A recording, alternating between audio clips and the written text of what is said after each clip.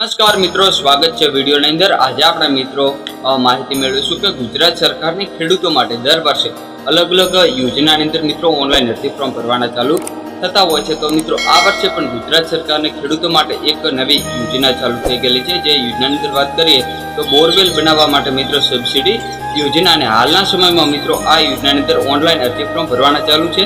અને આ યોજનાની અંદર મિત્રો બધાને લાભ મળવા પાત્ર થશે, કારણ કે ઘણી બધી યોજનાની અંદર તાલુકા અને જિલ્લાનો લક્ષ્યાંક આપવામાં આવેલો હતો, પણ મિત્રો આ યોજનાની અંદર એવો કોઈ પણ તાલુકા કે જિલ્લાનો છે તો મિત્રો લક્ષ્યાંક આપવામાં આવેલો નથી, એટલે મિત્રો તમે પણ લાભ પણ લઈ શકો છો। ચાલો તો હવે આપણે યોજનાની સંપૂર્ણ માહિતી મેળવીશું, અને આ વિડીયો મિત્રો ગુજરાતના તમામ ખેડૂત મિત્રો સુધી શેર કરો, જે ભાઈને બોર બનાવવો હોય, દાર બનાવવો હોય તે માટે મિત્રો લાભ લઈ શકે અને તેમને મિત્રો સબસિડી મળવા પાત્ર પણ થઈ શકે।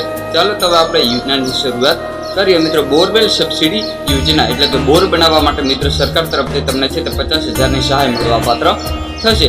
યોજનાનું નામ છે મિત્રો borewell pump set water harvester structure, એટલે કે બોરવેલ બનાવવા માટે સબસિડી યોજના। કોને કેટલો લાભ મળવા પાત્ર થશે એ વિશે વાત કરીએ। બોરવેલના ખર્ચના 50% કે વધુમાં વધુ 50,000ની મર્યાદાની અંદર મિત્રો તમને સહાય મળવા પાત્ર થશે। ખર્ચના 50% અથવા મહત્તમ રૂપિયા 50,000 એ બેમાંથી જે ઊંચો એ પ્રમાણે મિત્રો તમને સહાય મળવા પાત્ર થશે। ને આ યોજનાની છેલ્લી તારીખ 18/8/2024 થી લઈ અને 30/9/2024 સુધી મિત્રો તમે ઓનલાઈન અરજી ફોર્મ ભરી શકો છો। યોજનાની છેલ્લી તારીખ 30/9 છે, ને આ યોજનાની અંદર છે તે મિત્રો કયા જિલ્લાને લાભ મળવા પાત્ર થશે? અમરેલી, આણંદ, ભરૂચ, ભાવનગર, છોટાઉદેપુર, દાહોદ, જુનાગઢ, ખેડા, મહીસાગર, નર્મદા, નવસારી, પંચમહાલ, રાજકોટ, સુરત, સુરેન્દ્રનગર, તાપી, વડોદરા અને વલસાડ જેવા જિલ્લાની અંદર મિત્રો લાભ મળવા પાત્ર થશે। જે આપણે મિત્રો વાત કરી યોજનાની અંદર કોઈ પણ તાલુકાનો જે છે તે જિલ્લાનો લક્ષ્યાંક નહોતો, પણ આ યોજનાની અંદર મિત્રો છે તે જે ખેડૂતો ઓઇલ પામનું વાવેતર કરે છે તે ખેડૂતોને લાભ મળવા પાત્ર થશે।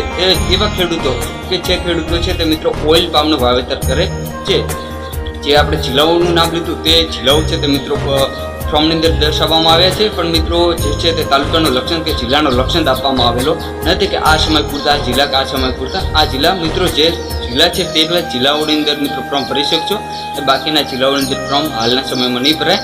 અને આવી દરરોજની માહિતી મેળવવા માટે તમે અમારી યુટ્યુબ ચેનલને સબસ્ક્રાઇબ કરો, આવનાર તમામ નોટિફિકેશન ચાલુ રાખો। મિત્રો તમે કયા જિલ્લાના વતની છો એ પણ કોમેન્ટ કરીને જણાવજો। ફરીથી મળીશું મિત્રો એક નવા વિડીયો સાથે, નવા એક ટોપિક સાથે। જય જવાન, જય કિસાન, વંદે માતરમ, ભારત માતા કી જય।